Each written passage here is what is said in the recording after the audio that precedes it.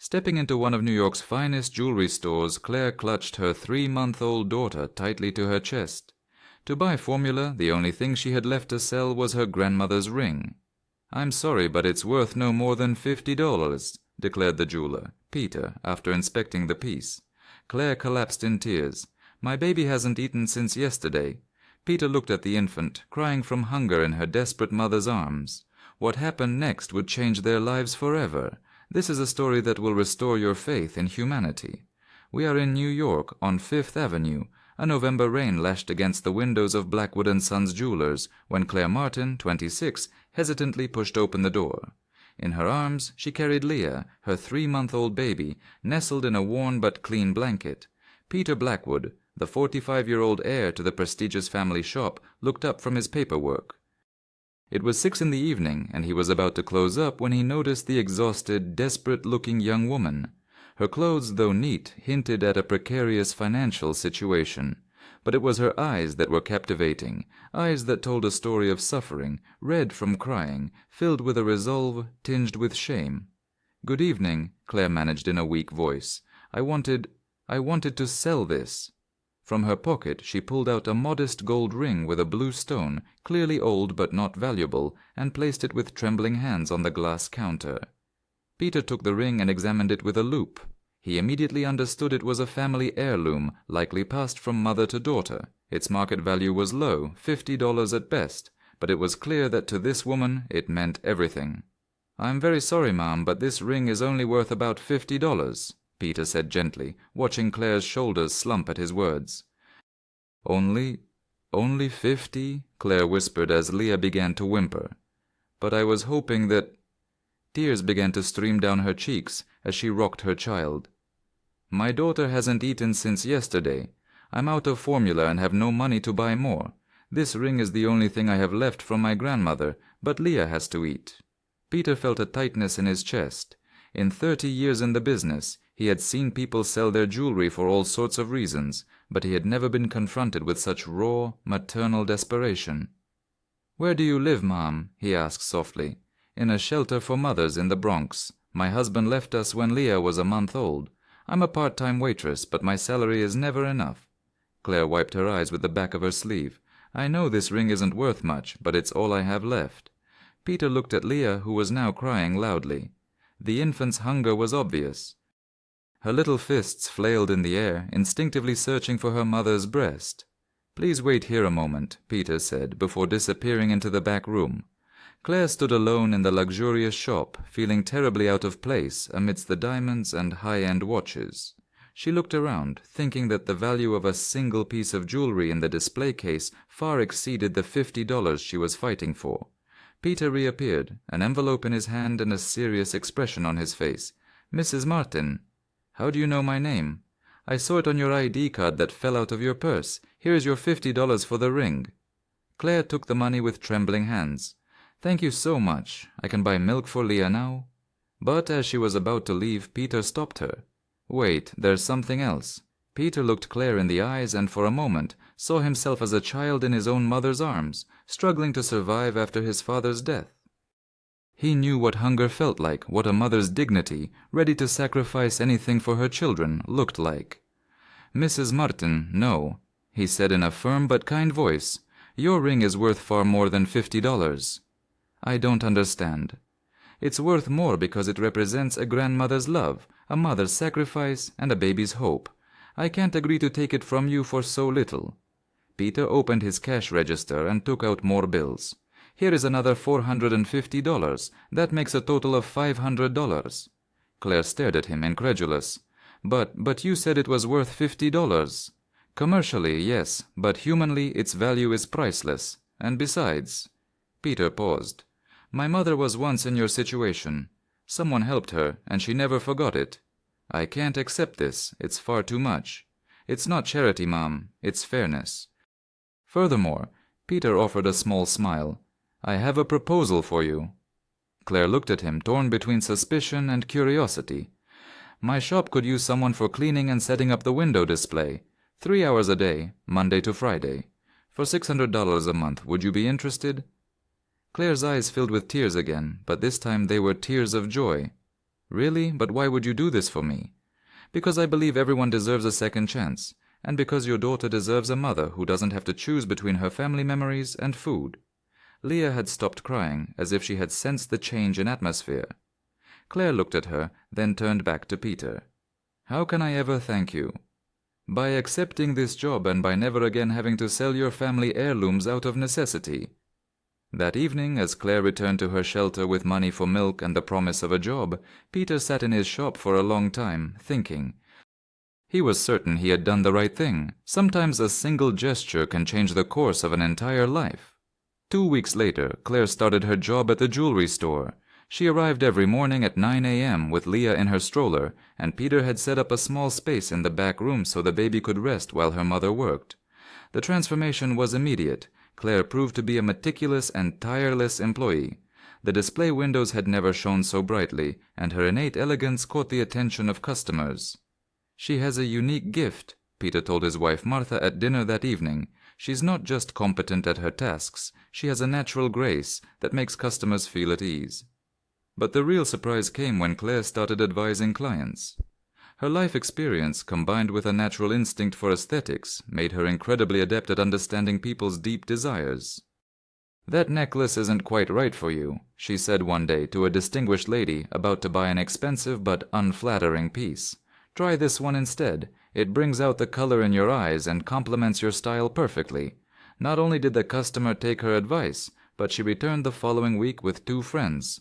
Peter watched the scene with growing admiration. Claire wasn't just an employee, she was becoming a major asset to his business. One evening, as they were tidying up together, she said to him, "I wanted to thank you again, not just for the job, but for the way you treated me, with dignity.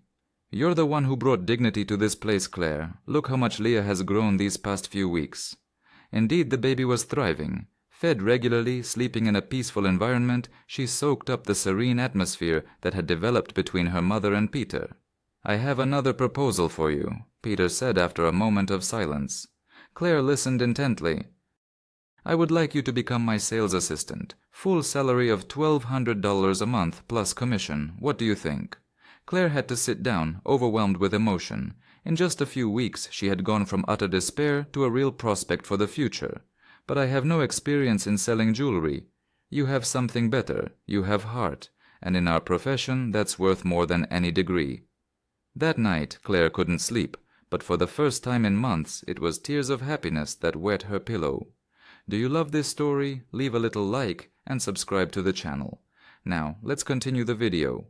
6 months later, sales at Blackwood & Sons had increased by 30%. Claire had become the soul of the shop, with an extraordinary ability to form emotional connections with customers. "I don't sell jewelry," Peter explained to other shopkeepers in the area who asked about the secret to his success. "I sell stories, and Claire is the best storyteller I've ever met." It was true. Claire had developed a unique method. She listened to the customers' stories, understood the deep meaning that jewelry held in their lives, and guided them toward choices that went beyond simple monetary value. "This ring has witnessed 3 generations of happy marriages," she would tell a nervous young man about to propose. "It will bring you luck too."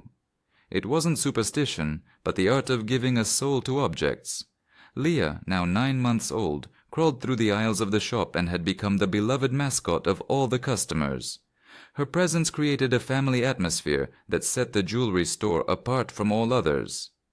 "You know what I appreciate most about your work?" Martha, Peter's wife, asked Claire during a coffee break. "Tell me." "You've turned a cold store into a warm home. People don't just come to buy anymore, they come to feel good." That was it exactly. The jewelry store had become a landmark in the neighborhood, not just for its jewelry, but for the humanity that emanated from it. One day an elderly woman came in to have a ring repaired. While waiting, she began to cry. "It's my husband's wedding band," she explained. "He passed away last week. I don't know if I'll have the strength to wear it again." Claire sat beside her, took Leah onto her lap and said, "I too thought I could never go on. But look at this baby. Love never dies. It just changes form. This ring is your husband's love, continuing to watch over you." The lady left the store with a smile on her face, her ring repaired, and her heart a little lighter. "Where did you learn to find the right words?" Peter asked her that evening. "From pain," Claire answered simply. "Those who have suffered recognize suffering in others, and they also know how to find hope in it." Exactly 1 year after that November evening, as Claire was arranging the Christmas window display, Peter approached her with a small box in his hand. "I have something for you," he said with an enigmatic smile. Claire opened the box and was left speechless. Inside was her grandmother's ring, but completely restored. The blue stone sparkled like never before, and the gold had been polished until it looked new. But how? "I had it restored by the best artisan in New York. Now it's actually worth $500, Peter said with a laugh. "But to you it's worth infinitely more." Claire burst into tears and hugged Peter. "You shouldn't have." "Yes, I had to, because a grandmother who leaves a ring to her granddaughter doesn't do it so she'll sell it, but so she'll pass it on. And one day Leah will receive it from her mother, not from a pawnbroker." At that moment a young engaged couple walked in. Claire dried her tears, slipped the ring onto her finger, and walked forward with a smile. "We're looking for wedding bands," the young woman said. "You've come to the right place," Claire replied. "Here, we don't just sell rings, we create eternal memories." As she showed them the bands, Leah crawled over to the customers and gave them a smile. The couple exchanged a look and smiled back. "This place has a special energy," the young man remarked. "It's the energy of love," Claire replied, glancing at Peter. "When people take care of each other, everything becomes special." That evening, after closing, Peter and Claire sat in the back room with Leah asleep in her cradle. "Claire," Peter began, "I have an important proposal for you." "Another one? Are you getting used to this?" She laughed. "I want to make you my 50-50 partner. This jewelry store has become what it is because of you. It's only right that you become a full part of it." Claire stared at him in disbelief. In 1 year she had gone from selling her grandmother's ring for $50 to co-owning the most prestigious jewelry store in the neighborhood. "Peter, Don't say anything yet, think about it, but know that for me this isn't a favor, it's a recognition of your true value." 2 years later, the Blackwood and Martin jewelry store was renowned throughout New York, not just for its creations, but for the story of love and hope it embodied. Claire had accepted the partnership, and together with Peter they had built something unique. Leah, 2.5 years old, spoke clearly and called Peter Uncle Peter. She had grown up surrounded by diamonds and smiles, enveloped in a love that transcended blood ties. But the real magic happened one December afternoon, 3 years to the day after that dramatic evening. A young mother entered the shop, a baby in her arms, with the same desperate look Claire once had. "I'd like to sell this," she said, holding out a gold necklace. Claire immediately recognized the desperation, the shame, the violated dignity. She approached, holding Leah by the hand. "May I ask why?" she said gently. "My son needs to eat. I don't have a job and—" The woman burst into sobs. Claire turned to Peter, who gave a slight nod. They took the necklace, appraised it generously, and then Peter said, "You know what? We could actually use some help with our inventory. 3 hours a day, $600 a month. Would you be interested?" The woman looked at them with the same disbelief Claire had shown 3 years earlier. "It's not charity," Claire added with a smile. "It's life teaching us that the love we share always comes back to us." That evening, watching the new employee settle her child in the little corner that had once been Leah's, Claire understood that the circle was perfectly complete. "Peter," she said as he was closing out the register, "thank you for teaching me that true wealth isn't found in what we have, but in what we are able to give. No, Claire, you taught me that. All I gave was money. You gave hope." Leah ran up to them with a drawing in her hand, a little girl, a mommy, and a man smiling together in a store filled with twinkling stars. "This is our family," Leah said with the innocence of her age. Claire and Peter exchanged a look and smiled. Yes, they had become a family born of kindness, nurtured by gratitude, and founded on a love that, by spreading, had transformed so many other lives. The grandmother's ring shone on Claire's finger, no longer a symbol of despair, but of rebirth, and one day she would pass it on to Leah, along with the most beautiful story a mother could ever tell.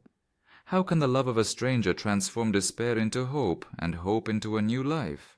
Did this story move you? Did it make you think about how a simple act of kindness can change an entire existence? If you too believe that humanity lies in the simplest gestures, that true wealth is that of the heart, and that everyone deserves a second chance, then hit like and share this video. Tell us in the comments, have you ever helped someone in need? Do you think kindness is contagious? Do you know stories of people who turned a crisis into an opportunity for rebirth? Subscribe to discover more stories that prove love and compassion are the most powerful forces in the world, that any family can be born from the meeting of generous souls, and that sometimes all it takes is reaching out a hand to change someone's destiny. See you in the next video, and don't forget, never underestimate the power of a kind gesture. It could be the beginning of the most beautiful transformation in a person's life.